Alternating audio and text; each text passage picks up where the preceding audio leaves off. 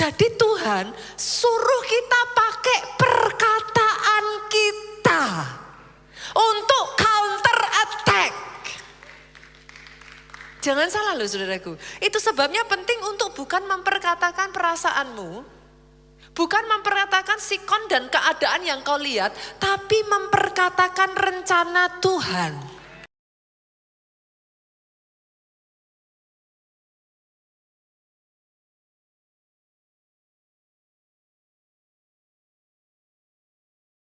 Judul firman Tuhan hari ini saudaraku, deklarasi berkat.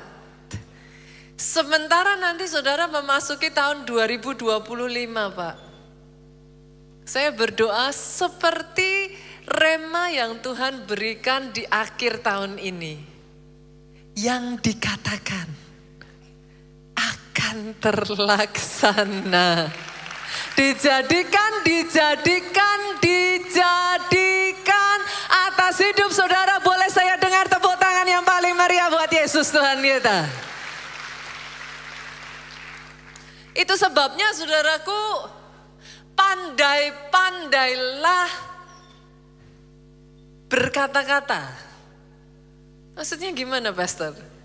Certainly saya tidak mengatakan untuk saudara basa-basi. Certainly itu bukan lemes. Apa lemes? Kalau orang Jawa bilang mulutnya manis. No, it's not. Yang saya maksudkan adalah pandai-pandailah memilih apa yang kau katakan. Dari sini saudara, saya ingin mengajak saudara terlebih dulu sebelum nanti kita masuk untuk melihat ada 4 macam perkataan. Kita harus tahu terlebih dulu seperti apa dampaknya, what should we do gitu. Yang pertama saudaraku, dari 4 macam perkataan adalah perkataan orang lain. Perkataan orang lain. Pastikan saudara menyadari ini. Perkataan orang lain sebenarnya tidak punya power atas hidupmu. Unless, kecuali kau aminkan. Kalau diaminkan ya sudah saudara. Orang lain boleh memfitnah saudara. Orang lain boleh mengatakan orang macam saudara itu jenis orang yang bakal gagal. Orang lain boleh ngomong seperti kamu apa bisa berhasil. Orang boleh ngomong setiap orang gak suka sama kamu. Orang boleh mengatakan apapun. It has no power. Tidak punya kuasa Pak. Unless, kecuali you accept it. Saudara yang nerima. Masalahnya, nah, orang zaman sekarang sukanya baperan.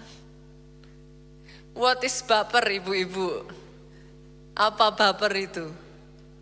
Bawa perasaan.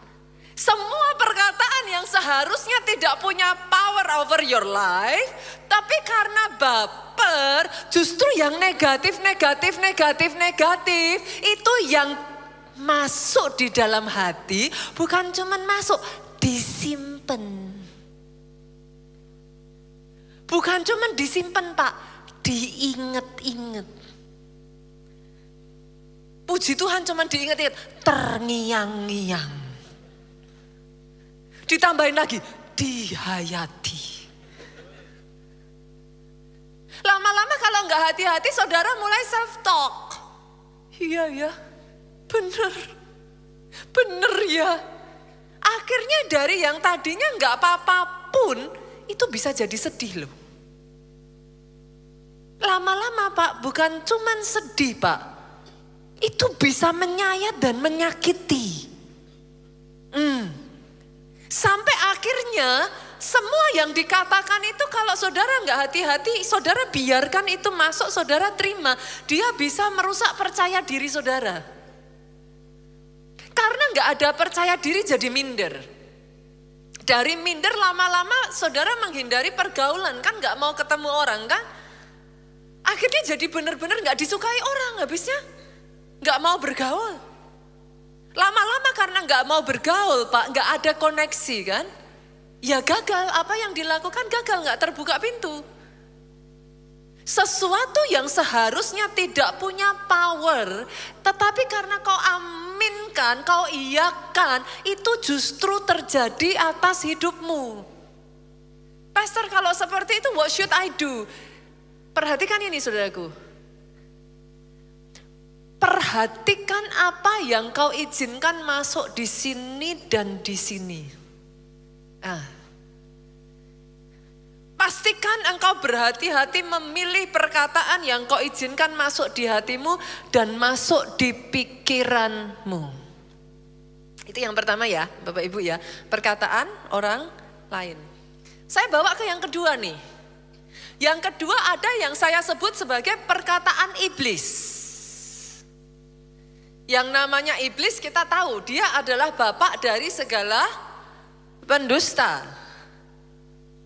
Yang namanya pencuri dia datang untuk mencuri, membunuh, membinasakan. Jadi jangan heran saudaraku, memang ya itu kerjaannya iblis. Kalau dia mengintimidasi saudara ya itu kerjaannya dia Pak. Bila perlu dia nggak akan berhenti sampai mengintimidasi. Kalau dari situ saudara makan, dia akan mencuri damai sejahteramu. Saudara makan lagi, saudara terima lagi, bila perlu dia bukan hanya mencuri, dia akan membunuh sukacitamu. Ya itu kerjaannya iblis. Hari ini saudara harus mengerti terlebih dulu, tangkap satu hal ini. Selama engkau ada di dalam perlindungan Tuhan, iblis tidak akan bisa melukai engkau. Bolehkah saya katakan ini? Iblis tidak akan bisa memperkatakan kutuk kepada orang yang Tuhan kepadanya memperkatakan berkat. Tangkap dulu saudaraku. Bahkan itulah yang terjadi atas bangsa Israel. Masih ingat kisah Bileam? Kita buka ya, Bilangan pasalnya yang ke-23 ayatnya yang ke-7 sampai 8. Siapa Bileam ini saudaraku? Bileam itu adalah orang, ya zaman itu disebut sebagai nabi lah saudara. Tapi dia nabi bayaran Pak. Orang nyuruh apa ya dia perkatakan apa. Satu ketika datanglah seorang raja bernama Balak dari Moab. Dia mau ngalahin Israel gak bisa-bisa terus, dia meng-hire Bileam. Dia bilang, Bileam aku bayar kamu nih, tapi kutuki Israel. Bileam bilang, oke, boleh. Sediakan aku mesbah, apa segala macam, 7 ini, apa segala macam, nanti aku kutuki Israel. Tapi uniknya, dia naik ke atas bukit, begitu dia melihat seluruh bangsa Israel, bukannya kutuk yang muncul dari mulutnya, berkat. Balak jengkel Pak. Lu disuruh ngutuki, dibayar buat ngutuki kok malah dimunculkan berkat. Disuruhlah kedua kalinya sampai ketiga kalinya. Bileam tidak pernah bisa memunculkan kutuk. Kita buka, kita lihat ayatnya. Yang ke-7 mengatakan, lalu Bileam mengucap sajaknya, katanya, dari Aram aku disuruh datang oleh Balak, Raja Moab dari gunung-gunung sebelah timur. Datanglah katanya, kutuklah bagiku Yakub, datanglah, kutuklah Israel. Bagaimanakah aku menyerapah yang tidak diserapah Allah? Ini menarik sekali ayat ini saudaraku. Bagaimanakah aku mengutuk yang tidak dikutuk Allah? Dengan kata lain, dengar ini saudara. Siapapun itu tidak akan bisa mengutuki orang yang diberkati Tuhan. Tangkap dulu ini. Jangan mau didusai, dibohongi iblis dengan mengatakan sebaliknya. Kalau engkau diberkati, tidak ada yang bisa mengutuk engkau. Itu sebabnya Amsal 26 ayat 2 ngomong, kutuk tanpa alasan tidak akan kena. Jangan takut saudaraku. Kutuk tanpa alasan dalam bahasa Inggrisnya causeless. Causeless itu tanpa sebab. Jadi guna-guna, santet, apapun itu, tanpa alasan, tanpa sebab, tidak akan kena. Saya tidak mendengar amin yang paling keras dari tempat ini. Aminnya boleh yang lebih keras lagi. Boleh tepuk tangannya yang paling meriah buat Yesus Tuhan kita. Tapi jangan senang dulu Bapak Ibu. Tadi dikatakan apa? Kutuk, tanpa alasan, tanpa penyebab, tidak kena. Boleh nggak saya balik? Berarti kalau ada penyebabnya bisa kena dong. Saudara ngerti? Kita cari penyebabnya. Kok bisa? Dari pasal 23 dan 24 nanti saudara baca deh itu terus 3 kali. Bukan cuma sekali loh saudara, 3 kali. Sampai Bileam itu bawa keledainya. Keledainya bersikukuh gak mau maju. Dihadang malaikat. Sadarkah saudara dalam kehidupan saudara ada malaikat yang berjaga-jaga di sekeliling saudara? Even when you do not know it, selama tidak ada alasan, tidak ada penyebab, kutuk itu tidak bisa kena. Tapi masalahnya saudaraku, 2 pasal dari pasal 23, 24, tidak peduli Nabi sehebat Bileam mau berusaha mengutuki, tidak bisa. Tapi kita lihat dong pasal 25, yuk kita maju. Bilangan pasal 25 ayat 1 sampai 3. Sementara Israel tinggal di Sitim, nah ini. Mulailah bangsa itu berzina dengan perempuan-perempuan Moab. Bangsa Israel buka celah. Perempuan-perempuan ini mengajak bangsa itu ke korban sembelian bagi Allah mereka. Lalu bangsa itu turut makan dari korban itu dan menyembah Allah orang-orang itu. Ayat 3 sama-sama yuk. Ketika Israel berpasangan dengan Baal Peor, bangkitlah murka Tuhan terhadap alasan yang pertama saudaraku, jangan buka celah.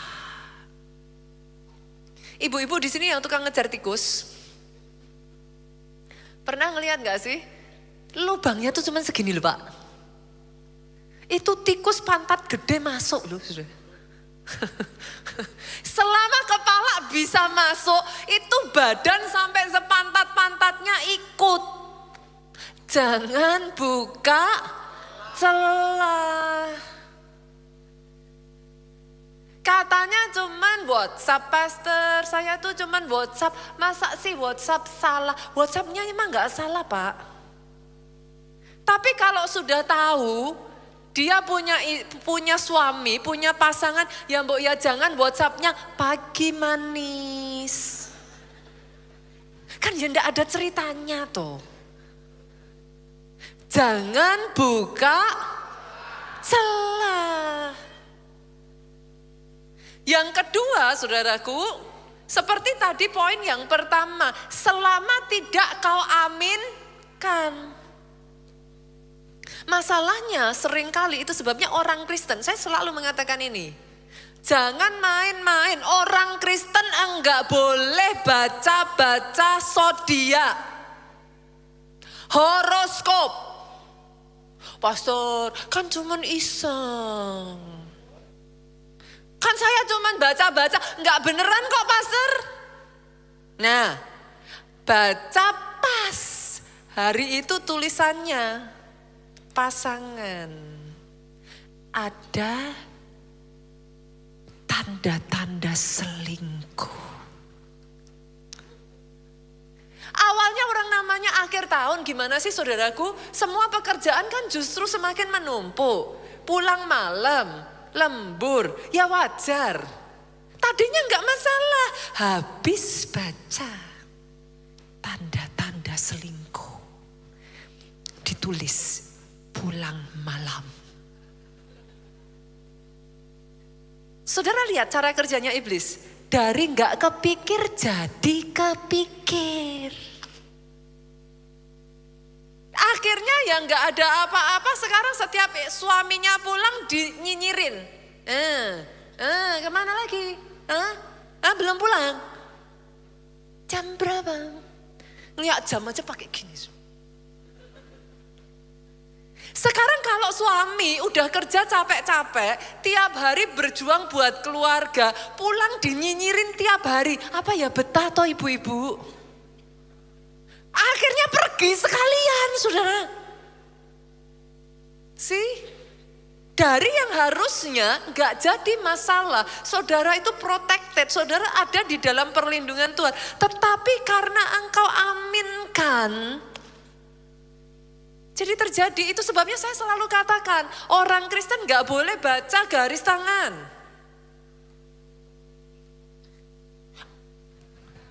Wah, umurnya pendek. Waduh, gak punya anak. Jangan pernah main-main dengan ramal-ramalan, tarot, apapun itu. Karena cara kerja iblis, sekali kepala masuk, badan sampai ke pantat masuk. Pastikan, saudaraku, jaga pikiran dan hatimu. Yang ketiga, nah ini manusia tuh lucu. Ada di dalam perlindungan Tuhan baik-baik kok malah dengan sengaja keluar dari perlindungan Tuhan. Pastor, caranya saya keluar dari perlindungan Tuhan gimana? Habisnya, Pastor, saya doa gak dijawab Tuhan. Oh, karena Tuhan gak jawab, biarlah dukun bertindak. Tapi saya masih ke gereja kok, Pastor. Saya masih melayani. Saudara bisa mengerti yang saya maksudkan? Jangan keluar dari perlindungan Tuhan. Engkau tidak bisa berdiri di dua kaki. Poin yang kedua ya, dapat ya Bapak Ibu ya. Oke, perkataan iblis. Yang ketiga, nah justru yang ketiga ini malah yang paling penting. Perkataan Tuhan. Yang nomor 3 ini yang punya power paling besar atas hidupmu. Saya berharap dengan saya mengatakan ini sekarang saudara bisa menempatkan di mana perkataan manusia itu harus ditaruh, perkataan iblis itu harus ditaruh, dan perkataan Tuhan. Tapi saya tidak akan membahas poin yang ketiga ini terlalu panjang. Kenapa saudaraku? Dari minggu pertama sampai kemarin minggu keempat kita itu bicara terus tentang power kuasa dari firman, Bu. 2 minggu yang lalu saya membagikan Yesaya 55 ayat 11. Firman yang keluar dari mulut Allah tidak akan kembali dengan sia-sia. In case ada sebagian dari saudara yang berpikir, Tuhan kok lupa, Tuhan kok tidak menepati janji, tidak akan kembali dengan sia-sia. Bukan hanya firman itu tidak kembali dengan sia-sia, Bu. Dengar ini, dia akan melaksanakan apa yang diperintahkan Tuhan kepadanya.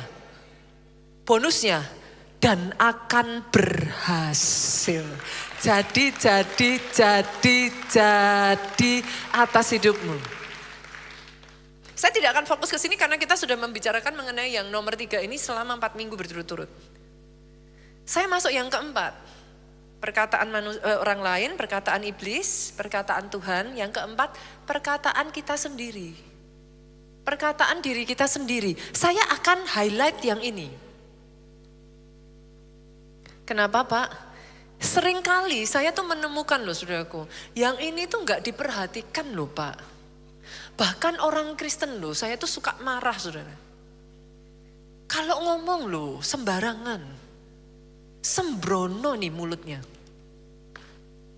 Mati aja. Kalau ngomong itu dipikir,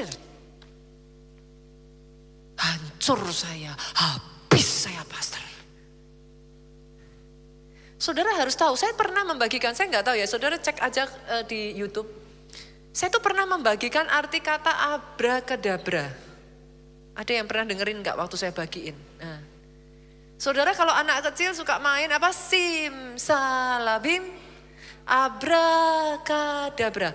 Nah, abrakadabra itu ternyata berasal dari bahasa yang lebih tua saudaraku, yaitu Aramik. Itu bahasa sebelum bahasa Ibrani saudaraku. Itu bahasa yang lebih tua, yaitu bahasa Aramik, berasal dari kata afrakadafra. Artinya abracadabra itu apa, saudara? You create as you speak. Engkau menciptakan sementara engkau berbicara.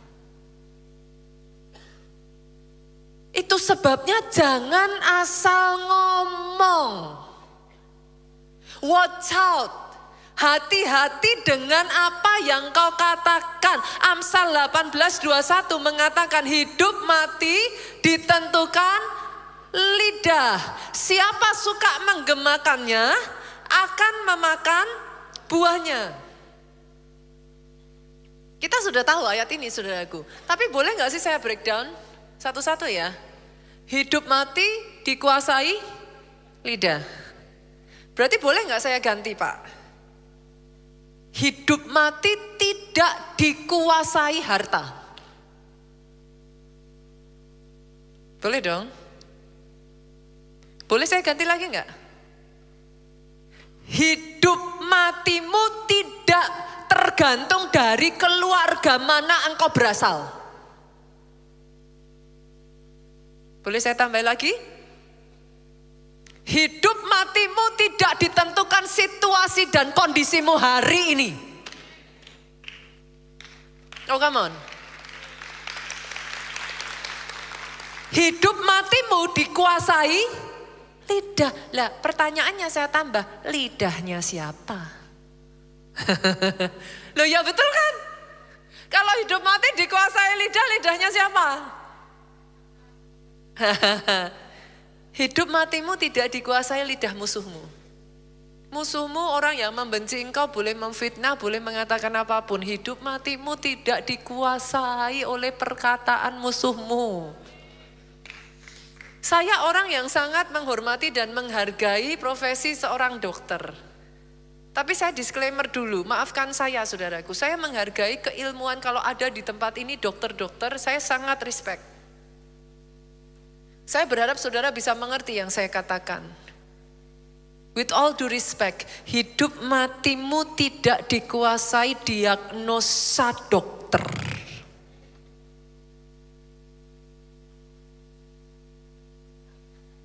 Hidup matimu dikuasai lidahmu.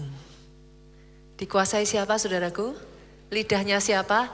Katakan saya. Itu sebabnya hati-hati ketika saudara berkata-kata. Kenapa? Yakobus 3 ayat 9 sampai 12 itu ngomong, dengan satu mulut yang sama bisa keluar berkat. Tapi dari mulut yang sama kalau enggak hati-hati bisa keluar kutuk. Which one you choose? Selama kemarin momen Natal, saya sangat-sangat blessed, saya diberkati saudaraku. Ada dari dua tokoh wanita yang sama-sama dalam hidupnya mengalami masalah. Yang satu memilih berkata call me blessed, yang satu memilih berkata call me Mara, bitter, pahit. Maaf loh saudaraku, tanpa mengecilkan masalah setiap saudara yang ada di tempat ini. Setiap orang punya masalah, Bu. Ada di sini yang nggak punya masalah, boleh lambaikan tangan saudara tinggi-tinggi. Saya tambahin masalah saya saudaraku. Saya bagi, saya kasih kalau saudara nggak punya masalah. Setiap kita tanpa terkecuali punya masalahnya sendiri-sendiri. Setiap saudara boleh ngomong, tapi pastor masalah saya yang paling berat. Come on. Setiap orang mengatakan masalahnya paling berat. But it is your choice. Hidupmu tergantung pada pilihanmu. Which one you choose? Engkau memilih Maria dalam keadaan dikejar, hampir dibunuh Herodes. Dia memilih berkata, call me blessed. Pada saat dia harus menyaksikan anaknya disalib di atas kayu salib, hati ibu mana yang gak hancur? Tapi semua dia lalui. Alkitab selalu mencatat Maria Menyimpan itu dalam hatinya. She ponder it in her heart. Kenapa saudaraku? Karena bahkan kepada orang yang paling dekat dengan dia, Yusuf suaminya, dia tidak bisa cerita. Apa yang dia alami tidak dialami satu orang pun di seluruh dunia ini. Dia hanya bisa menyimpannya, dia hanya bisa membicarakan itu kepada Tuhannya. Dia hanya bisa meneteskan air mata melihat anaknya harus tergantung di atas kayu salib. Ya dia memilih berkata, call me blessed. Sayangnya, Naomi yang memulai dengan sangat baik memilih berkata, call me marah. Doa saya hari ini setiap orang di tempat ini, di akhir penghujung tahun ini, engkau membanjiri hidupmu dengan deklarasi berkat. Berkati hidupmu sendiri saudaraku. Perkatakanlah berkat, perkatakanlah rencana Tuhan atas hidupmu. Aminmu boleh yang paling keras. Boleh saya dengar tepuk tanganmu yang paling meriah buat Yesus Tuhan kita. Dari sini kita sudah tahu ya saudaraku, kita sepakat ya bahwa perkataan ini penting ya. Oke, kita sudah tahu hidup mati ditentukan lidah kita sendiri. Oke, saya tambahkan lagi, saya bawa lebih maju boleh? Boleh ya, saya bawa, oke. Now play with it. Mainkan saudara. Kalau saudara sudah tahu ada kuasa yang besar dan itu nggak jauh-jauh di lidahmu sendiri. Gunakan lidahmu menjadi senjata untuk membuka jalan di 2025. Caranya gimana Pastor? Yuk kita buka. Matius pasalnya yang ketiga, ayatnya yang pertama sampai ayatnya yang ketiga. Kita melihat dari kehidupan Yohanes Pembaptis, saudaraku. Ini caranya seperti ini. Pada waktu itu tampillah Yohanes Pembaptis di padang gurun Yudea dan memberitakan, bertobatlah sebab kerajaan surga sudah dekat. Sesungguhnya dialah yang dimaksudkan Nabi Yesaya. Nah, ketika ia berkata, berarti perkataan di ayat yang ketiga ini di-quote, disadur, diambil dari perkataan Nabi Yesaya. Nanti saya masuk ke sana, saudaraku. Ada suara yang berseru-seru di padang gurun, persiapkan jalan untuk Tuhan, luruskan jalan baginya. Saya bawa saudara memahami situasinya dulu. Yohanes Pembaptis ini lahir di satu zaman saudaraku, kalau saudara lihat itu dicatat di kitab Matius. Minggu lalu saya menjelaskan, siapapun yang berkhotbah di sini pasti juga menyampaikan hal yang sama, bahwa dari Maleaki sampai Matius ada masa kekosongan. Disebut sebagai apa? Ada yang ingat? Zaman intertestamental. Itu zaman kegelapan. Zaman di mana kenapa tidak ada kitab yang ditulis? Karena tidak ada suara Tuhan diperdengarkan. Itu zaman di mana orang itu suka-sukaku gitu saudaraku. Seenak-enak hatinya dia, hidup sesuka hatinya dia, ini zaman kegelapan. Dari zaman kegelapan itulah Tuhan mengirim Yohanes Pembaptis membukakan jalan untuk datangnya Sang Mesias, Yesus Kristus Juru Selamat. Disuruh sama Tuhan apa? Berseru-seru di padang gurun. Sadarkah saudara, perkataan saudara ini bisa jadi senjata untuk membuka padang gurun, jalan di tengah padang gurun kehidupan saudara. Saya tarik saudara terlebih dulu, kita ngelihat ya. Kita buka dari Yesaya pasalnya 40. Ini ayat di mana perkataan dari Matius tadi diambil saudara. Ayatnya yang ketiga. Saudara tetap ada di sana, saya akan membawa saudara pada sebuah cerita. Sejujurnya ya saudaraku, kalau saya boleh ngomong ya, firman ini adalah untuk saya sebelum ini untuk saudara.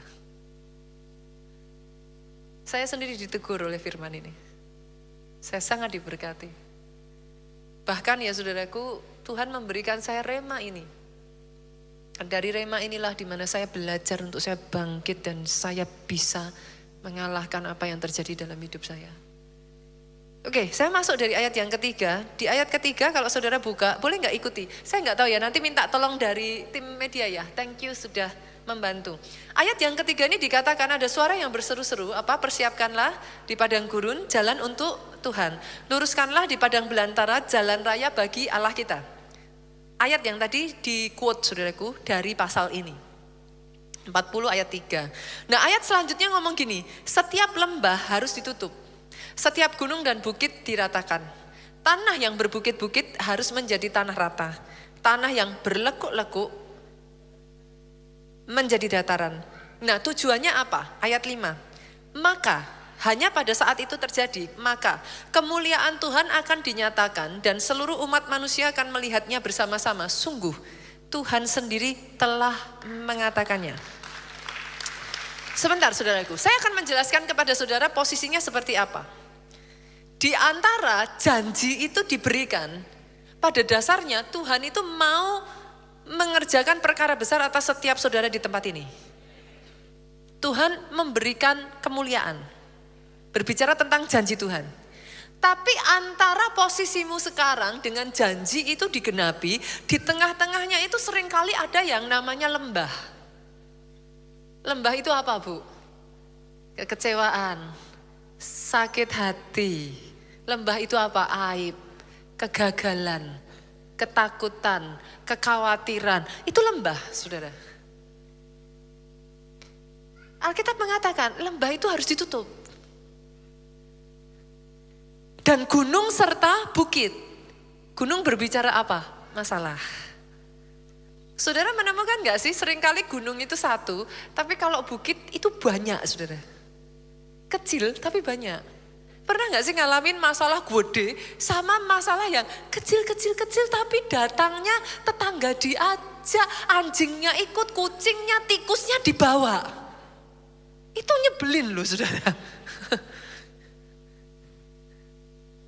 Nah, posisi dari tempat saudara berdiri sampai janji Tuhan itu ada bukit, ada gunung, ada lembah.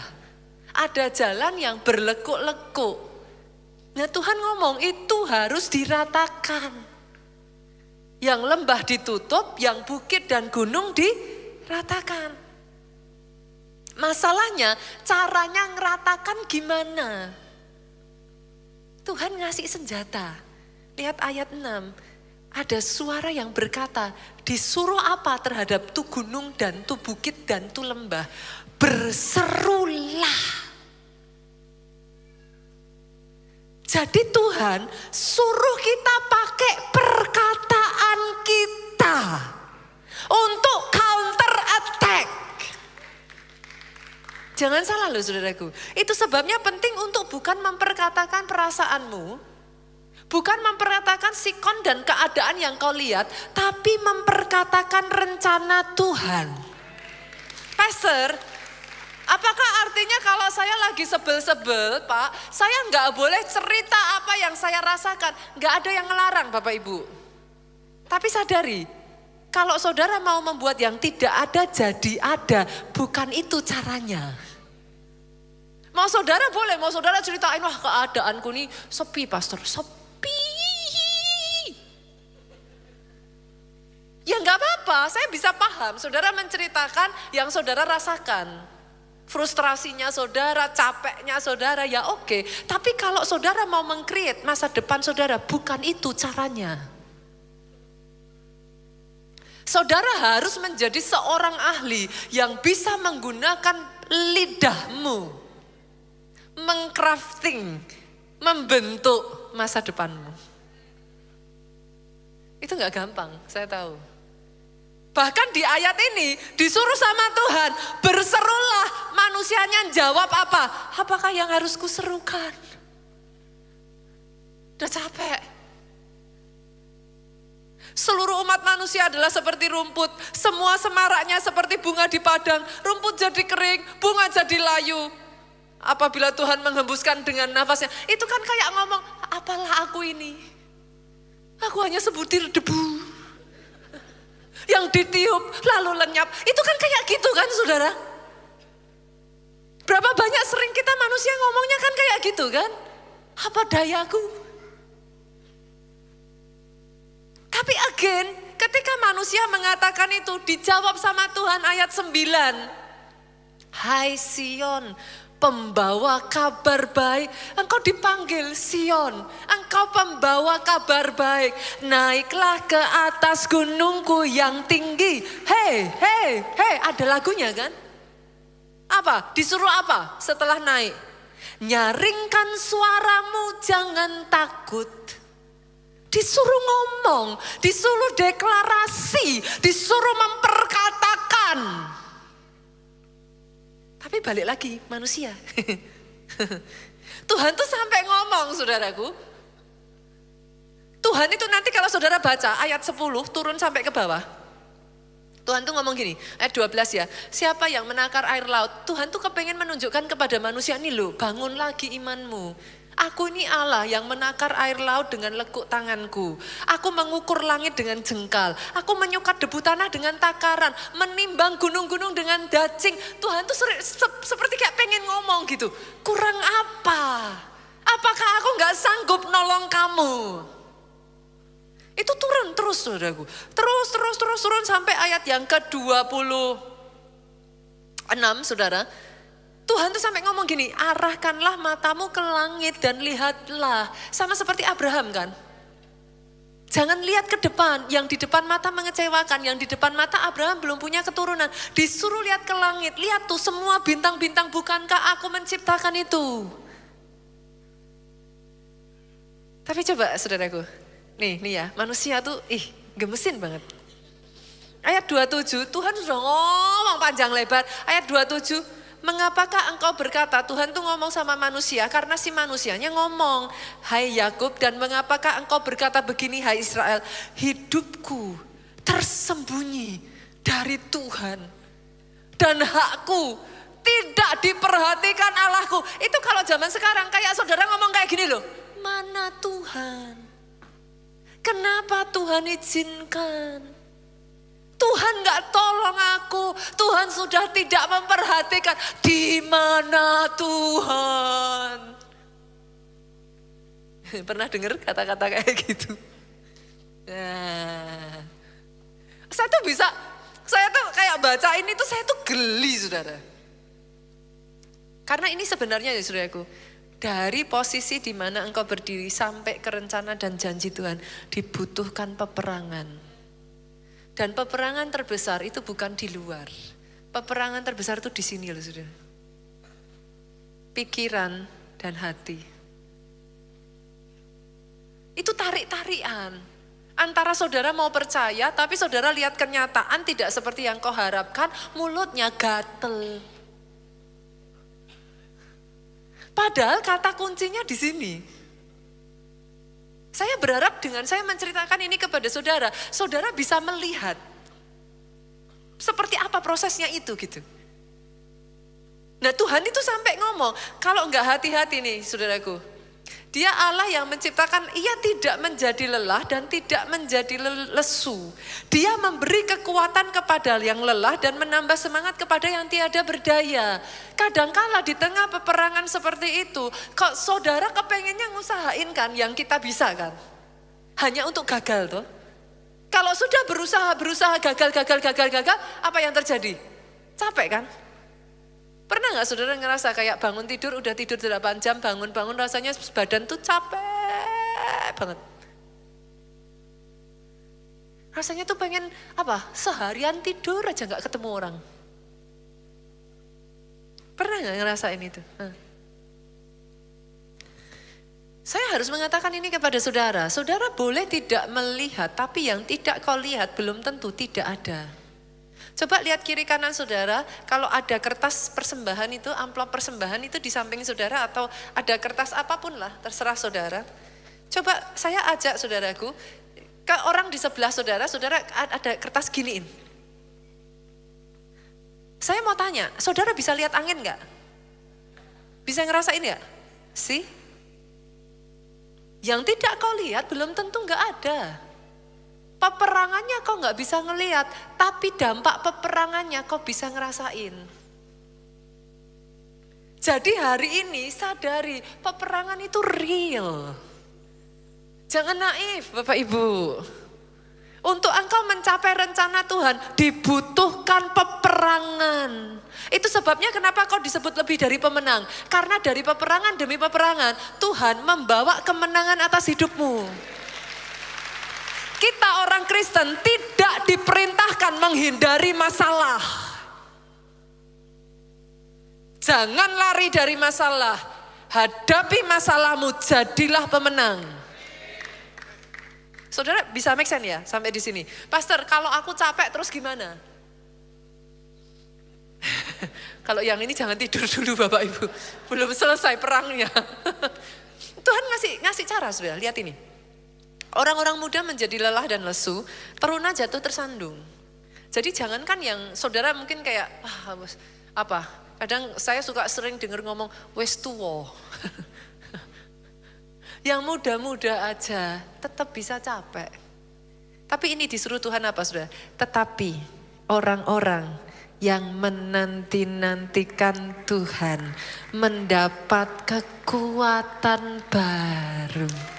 Mereka seumpama Raja Wali yang naik terbang dengan kekuatan sayapnya. Mereka berlari dan tidak menjadi lesu. Nah ini perhatikan menarik saudara. Kata berlari dan tidak menjadi lesu. Bapak Ibu, lesu dalam bahasa Inggrisnya bukan lesu loh. Weary. Weary itu apa? Aus. Saudara pernah punya sepatu, saking seringnya dipakai, aus. Nah, anak Tuhan itu juga gitu. Apimu boleh menyala-nyala, engkau semangat, tapi tabrakan terus, sakit hati Pak. Ketemu pelayan Tuhan nyebelin, ketemu di gereja bikin lebih jengkel lagi, aus. Akhirnya kalau nggak hati-hati ngomongnya gimana? Nggak gereja-gerejaan.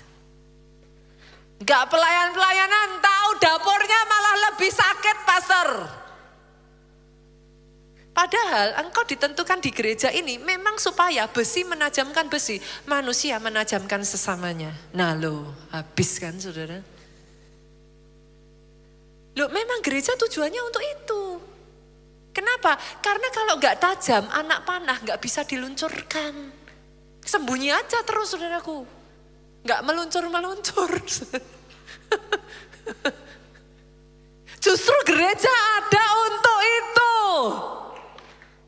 Mau lari, pindah gereja. Nanti ketemunya sama kalau belum lulus kok saudara. Minggu lalu, bener saudaraku. Pas Natal kemarin saya khotbahkan di Jakarta. Tuhanmu itu sabar. Kita ibu-ibu ya, kalau anak nggak bisa-bisa terus, diajarin nggak bisa-bisa, lama-lama ya udahlah. Tuhan enggak. Ditunggu sabar, belum bisa dikasih lagi. Belum lulus lagi, lari, dikasih lagi. Mau buktiin toh perkataan saya? Saudara mau lari kemana? Alkitab ngomong, kemanakah aku dapat pergi? Menjauhi rohmu Tuhan, gak ada tempat. Saudara hanya punya satu pilihan. Hadapi. Jangan jadi orang Kristen dikit-dikit lari. Hadapi, sakit gak apa-apa itu bagus. Kenapa? Dari situlah engkau belajar, dari situlah engkau didewasakan, dari situlah yang namanya buah-buah roh muncul. Kasih, sukacita, damai, sejahtera. Yang namanya kelembutan penguasaan diri muncul dari mana toh Bapak Ibu? Proses. Yang sepakat katakan amin. Nanti kalau saudara baca, yuk saya ajak ya. Pasal 41 ya saudaraku. Saya tuh geli, saking jekelnya Tuhan. Karena udah dikasih tahu terus masih ngeluh aja manusianya.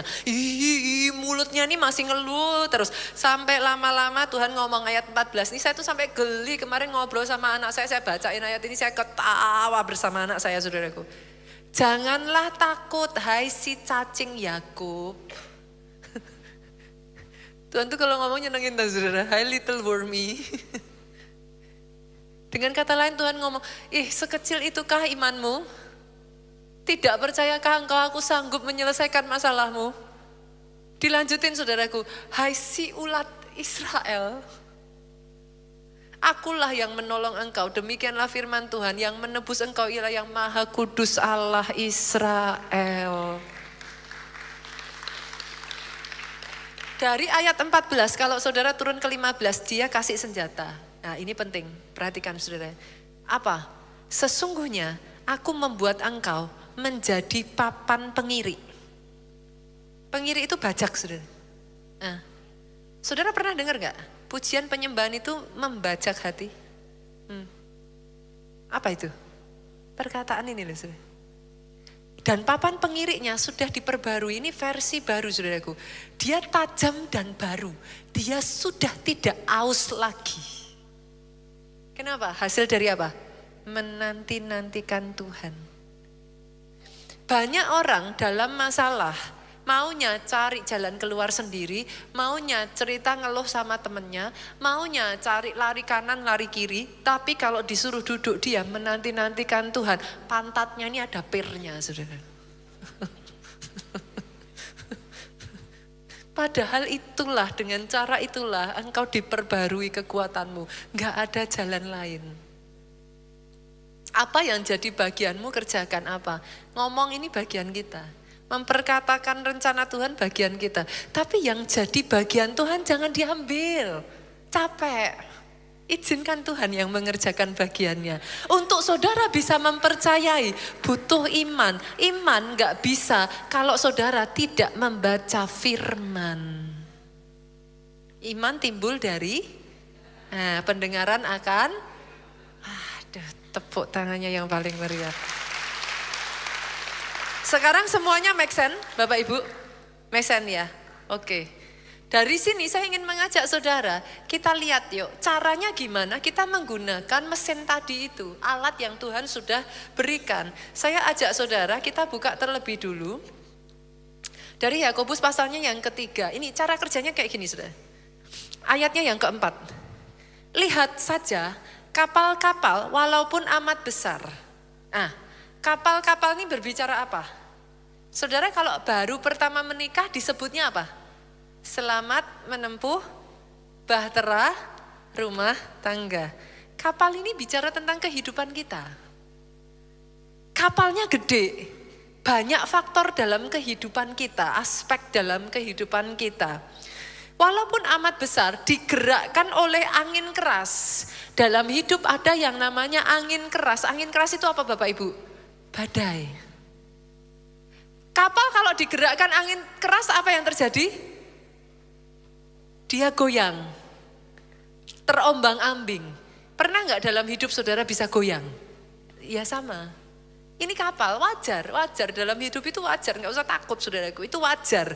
Namun dikasih cara sama Tuhan, ada namunnya. Namunnya apa? Dapat dikendalikan kok.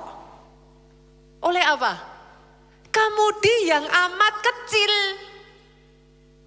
Nanti kalau saudara baca sampai ke bawah, ayat ini berbicara tentang apa? Lidah.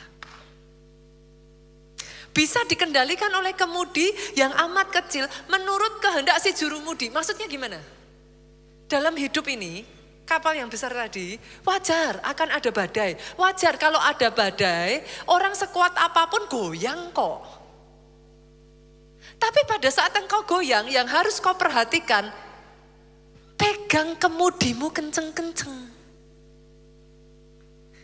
Berapa ibu di sini, berapa banyak yang pernah nyetir di momen hujan, naik mobil momen hujan kecepatan tinggi? Kerasa nggak itu goyang? Kerasa nggak kadang kayak apa sih? Licin tuh, kayak apa? Keselip-selip, kayak apa? Ih, bahasa Jawa saya keluar semua loh ini saudaraku. Kepleset.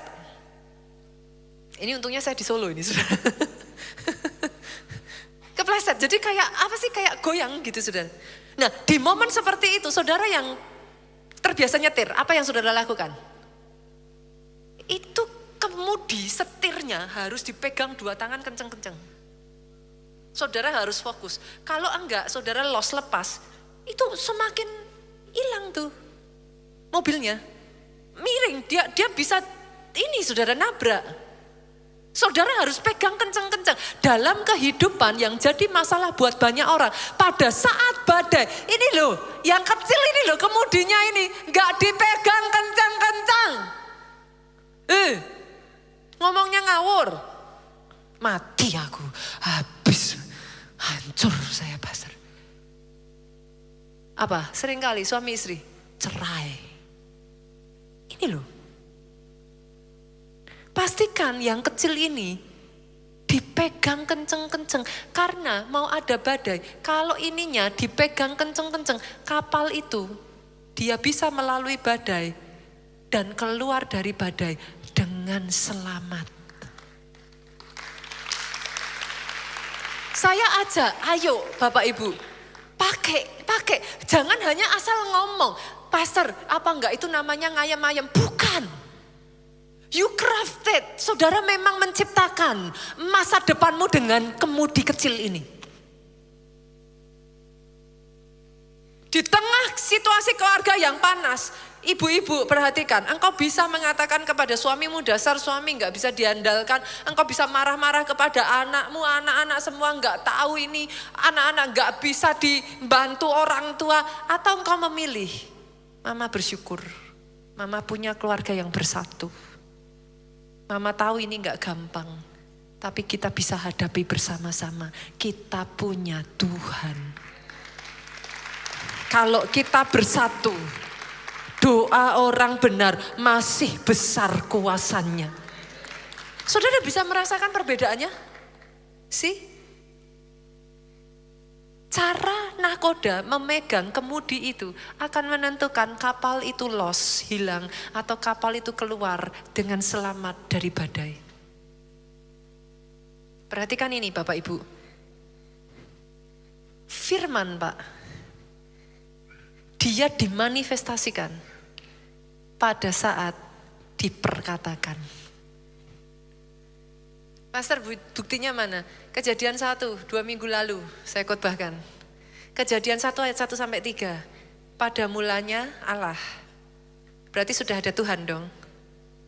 Tuhan menciptakan bumi. Bumi belum berbentuk. Kosong, gelap gulita. Oke. Pertanyaan saya, kita nggak tahu itu ayat berbicara berapa lamanya. Tapi sudah ada Tuhan kok masih kosong, masih kacau, masih belum berbentuk. Harusnya ada Tuhan selesai dong masalahnya. Ada Tuhan kok masih gelap. Sampai ayat ketiga Pak. Berfirmanlah Allah. Jadilah terang. Maka terang jadi. Firman dimanifestasikan pada saat kau perkatakan. Hanya kadang manifestasinya nggak langsung Bapak Ibu. Ada nggak sih di sini orang nanam terus tiba-tiba tanam ya jadi. Hari ini awas ya, kamu nggak keluar mangganya, kan nggak bisa gitu tuh. Saudara ketawa kan? Seringkali kita maunya gitu kan? Terhadap tanaman aja loh, harus tiap hari pupuk, dirawat, disiram. Sampai waktu tertentu kan? Baru nanti keluar buah kan? Nah, sama, memperkatakan firman tuh saudara nggak bisa ya, cuman sekali itu aja ditambah. Loh kok nggak jadi? Lah dihapus lagi saudara. Itu kayak ngomong, tuh saudara hapus, tuh saudara ngomong lagi, dihapus lagi. Kayak gitu kok minta langsung jadi. Gak bisa, konsisten tuh. Terus tuh. Perkatakan lagi tuh. Belum jadi terus. Perkatakan lagi. Sampai nanti tepat pada waktunya dia bertumbuh menghasilkan buah. Buahnya 30, 60, 100 kali lipat. Itu sebabnya pastikan yang kau perkatakan. Maksudnya gimana Pastor? Zakaria yuk, pasalnya yang keempat ayatnya yang ketujuh. Di depan, siapakah engkau gunung yang besar? Di depan Serubabel, engkau menjadi tanah rata. Ia mengangkat batu utama, sedang orang bersorak, bagus, bagus sekali. Bahasa Inggrisnya ini enggak seperti itu saudaraku. Ini terjemahan, sebenarnya LAI itu sudah mengeluarkan terjemahan bahasa Indonesia seri kedua saudara. Saudara yang mau bisa saudara beli saudara. Ini sekarang Alkitabnya terjemahnya udah berubah. Dalam bahasa Inggrisnya dikatakan gini, shouting apa? grace. Grace.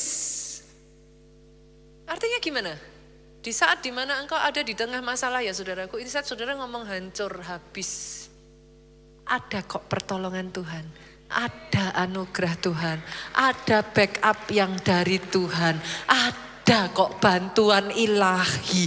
Tuhan tidak membiarkan engkau seorang diri. Itu yang diperkatakan Bapak Ibu. Hari ini saya menantang saudara nih, memasuki 2025. Which one you choose? Doa saya, pilihlah berkat. Saya akan menutup firman Tuhan dengan membacakan kepada saudara berkat dari Ulangan 28. Ayatnya yang kedua sampai ayatnya yang ke-8. Saya lanjutkan ayat 12 sampai ayat 13. Saya berdoa saudaraku, sementara firman ini dibacakan ya, jangan hanya berdiam, aminkan. Nah yang ini yang harus dihayati saudara, bukan horoskop. Hayati. Saudara masukkan, imajinasikan dalam hidup saudara, itu cara saudara menjadikan. Saya akan bacakan buat saudara, ayat yang kedua. Segala berkat ini akan datang kepadamu. Segala berkat ini akan datang, bukan cuma datang dan pergi, datang dan menjadi bagianmu. It is yours. Itu milikmu. Jika engkau, ada syaratnya berarti. Ada jika kan? Syaratnya apa? Mendengar suara Tuhan Allahmu. Berkat ini dimulai. Diberkatilah engkau di kota. Dimanapun Tuhan tempatkan engkau, diberkatilah engkau. Diberkatilah engkau di ladang. Itu sebabnya semua yang ada di tempat ini senggol kiri kanan. Kerja. Loh, diberkatinya di ladang? Lah, ada ladangnya enggak? Nah, kerja. Diberkati apa yang engkau kerjakan. Diberkati buah kandunganmu. Saudara yang belum punya keturunan, diberkati buah kandunganmu, hasil bumimu, hasil ternakmu, anak lembu sapimu, kandungan kambing dombamu. Diberkatilah bakulmu dan tempat adonanmu. Apa yang kau gunakan untuk bekerja, diberkati. Tidak ada kecelakaan di tempat kerjamu, tetapi peralatan demi peralatan yang kau pakai diberkati. Diberkati engkau pada waktu masuk, diberkatilah engkau pada waktu keluar. Tuhan akan membiarkan musuhmu maju berperang. Dibiarkan loh Bapak Ibu. Berarti perang enggak? Dibiarkan enggak? Dibiarkan sama Tuhan. Memang Tuhan itu maunya bukan saudara itu apa? Ongkang-ongkang kaki. Apa sih? Justru saat Daud santai, ongkang-ongkang kaki, dia jatuh dalam dosa. Tuhan maunya memang kita perang. Musuh dibiarkan. Tetapi lihat, terpukul kalah olehmu. Bersatu jalan mereka menyerang engkau, tetapi bertujuh jalan mereka lari dari hadapanmu.